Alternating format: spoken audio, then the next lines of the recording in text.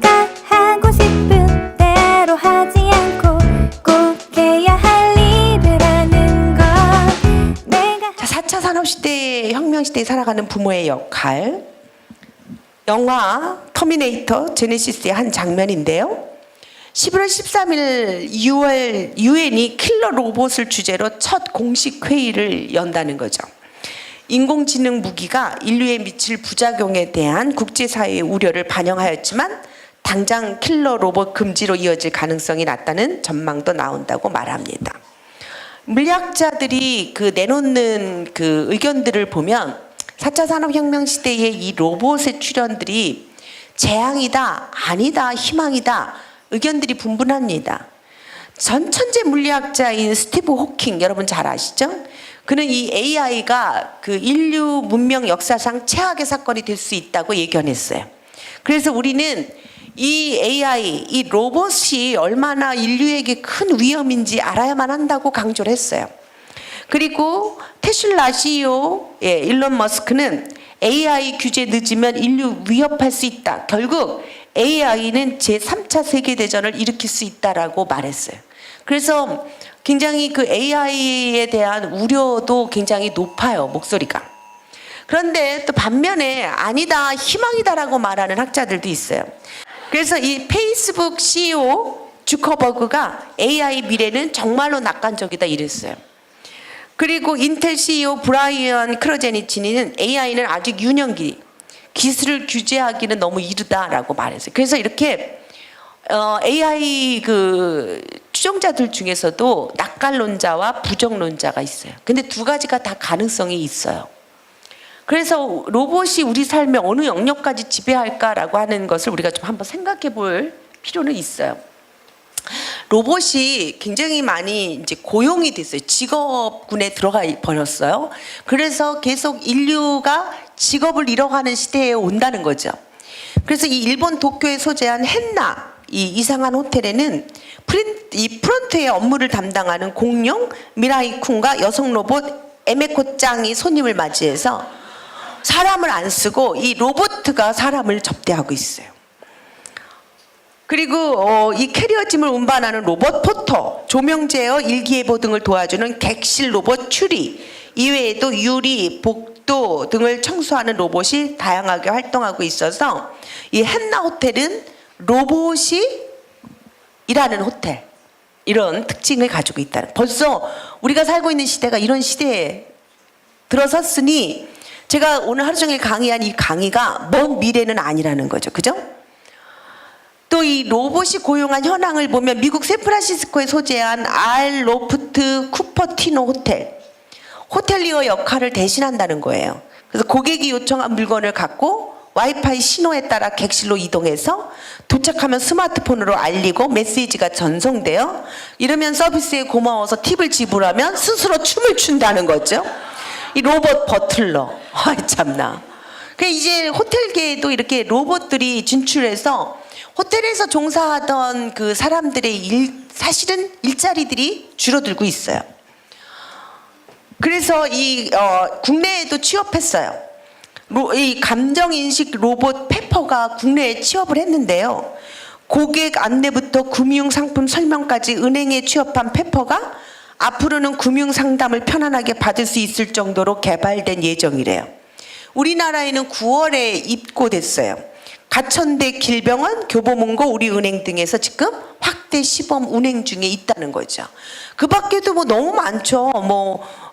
헬시 로봇, 그래가지고 이렇게 건강을 도와주는 그런 많은 이런 로봇들의 활동들도 많아요. 그래서 이런 시대적 변화에 따라서 직업군도 바뀌고 있다는 거예요. 그래서 이제 사실은 여기 4차 산업혁명 시대에 이 직업이 어떻게 바뀔 것인가가 굉장히 지금 관심을 이렇게 아주 곤두세워주고 없어질 직업. 그러니까 없어질 직업을 우리 아이들에게 지금 너는 법관 돼야 돼, 법관 돼야 돼 이러면서 옛날에는 법관이 가장 성공하는 직업이었잖아요. 근데 사실은 이 판사가 이제 객관적 자료를 가지고 판단을 객관화시키면서 확률적으로 판결을 내리는데 그게 이 AI가 더 잘한다는 거 아니에요. 그래서 어쩌면 판사 자리도 없어진다는 이야기가 있는데, 이렇게 해서 이런 세계 노동시장이 이 직종과 직능 사이에서 굉장한 변화가 일어날 거다. 510만 개에서 한 710만 개의 일자리가 사라질 것을 예상하고 있어요. 큰일이죠. 그러면 없어진 직종에서 일하는 사람들은 어떻게 할 거예요? 직업이 날아가 버리는 거예요. 그 직업을 다 누가 차지하냐면 AI가, 로봇가. 어떻게 할까요? 이것이 사실은 4차 산업혁명 시대에 다가올 위기이기도 하고, 지금 이제 저희는 이제 4차 산업혁명 시대가 무엇이고 어떻게 자녀를 키워야 할지를 많이 얘기를 했기 때문에 좀 정리하려고 그러는 거예요. 그래서 낙천적일 수도 있고 부정적일 수도 있어요. 그런데 저는 그 키는 인간에게 있다고 생각이 들어요. 그러니까 르하우라고 하는 뜻은 인간이 할 수 있는 가장 선한 의지적 결정이라는 뜻이에요. 호흡, 숨처럼 우리가 숨 쉬는 거 결정하지 않아도 우리의 몸이 움직여지면서 우리를 살려내는 것처럼, 인간이 계속적으로 선함을 추구한다면 로봇 시장도 선함으로 갈 수 있어요. 그런데 우리가 계속 우리의 가치관이 계속 사람을 폭행하고 사람을 부정으로 무시하고 그런 폭력과 또 이 허망함으로 계속 간다면 이 로봇의 시장도 그럴 수밖에 없어요. 그래서 그것을 컨트롤하는 역량은 사실은 인간에게 있어요. 그러니까 우리가 오늘의 교육을 포기하면 안 되는 거죠. 자, 이제 정리를 좀 할게요.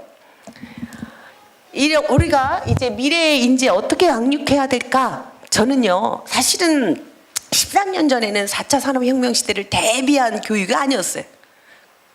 그런데 지금 보니까 이 성품을 가르치는 것보다 더 귀한 가치가 없다라는 생각이 들어요. 왜냐하면 4차, 3차 다 바뀌어도 인간다움, 인간 안에 있는 선한 의지적 결정을 키우는 능력들, 또 선과 악을 분별하는 능력, 사람과 사람 사이를 교통하고 소통하는 능력, 이게 성품이에요. 이 성품을 가르치는 것보다 더 중요한, 그리고 더 시급한 가치는 없다. 그래서 이 성품의 정의 같이 한번 읽어볼까요? 시작. 성품이란 한 사람의 생각, 감정, 행동의 표현이다. 그러니까 우리는 어렸을 때부터 우리 자녀들이 잘 표현할 수 있도록 가르쳐야 돼요. 생각을 잘 표현하고, 감정을 잘 표현하고, 행동을 잘 표현해서, 생각은 좋은 생각을 하게 하고, 감정은 행복하고 기쁜 감정을 소유한 사람으로 만들어주고, 행동은 예의 바른 행동을 하게 하는 거예요. 이거 너무너무 중요해요. 저는 아직 이걸 너무너무 중요한 가치로 여기고 있어요.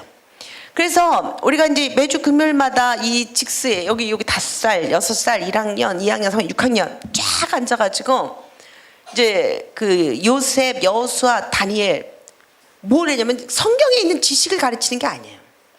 다니엘이라는 인물을 우리가 같이 분석해보면서 어떻게 그 포로로 잡혀가서 전혀 엄마 아빠도 없는 그 타문화권에 가서 어떻게 그가 정치가, 재상, 높은 자리, 그리고 하나님의 사람으로 살 수 있었는가, 이런 걸 찾는데 애들이 다 알아들어요. 그런데 정말 다니엘이 포로로 잡혀갔을 때 맨 처음 한 거, 뜻을 정한 거. 아이들에게 뜻을 정하는 거, 이거 훈련시켜야 돼요. 어떤 뜻을 정하냐면, 다니엘이 포로로 딱 잡혀가서 바벨론으로 잡혀갔을 때 그 사람이 뭘 결심했냐면, 아, 나는 하나님 앞에서 순결한 사람이 돼야 되겠다. 순결한 사람이 될 것을 뜻을 정하는 거예요. 이게 위대함인 거예요. 4차 산업혁명 시대가 오고 5차가 와도 우리 아이들이 나는 이 시대에 내가 정말 순결할 거야. 정말 나는 범죄하지 않는 사람으로 인간답게 살 거야. 하나님께 영광을 돌릴 거야. 이런 귀한 가치관을 갖고 있으면 어떤 세상이 와도 걱정이 없어요. 다니엘이 그랬어요. 아이들에게 뜻을 정하라 그랬어요. 어려도 내가 떼쓰는 사람이 될 거냐, 아니면 잘 말하는 사람이 될 거냐, 이거 뜻을 정하는 거예요. 여러분도 뜻을 정해야 돼요. 내가 오늘 엄마로서 사는데 불행한 엄마가 될 거냐, 행복한 엄마가 될 거냐, 아이들의 미래를 닫아주는 엄마가 될 거냐, 열어주는 엄마가 될 거냐, 이건 내가 뜻을 정하기에 달렸어요. 근데 우리는 그게 내 뜻인 줄 모르고 다 당신 때문이라고 하니까 문제인지. 내가 뜻을 정해야 돼. 그리고요, 그가 와가지고 또 어려움이 확 닥쳤어요. 막 이상한 물건들을 주고 먹으라는 거야.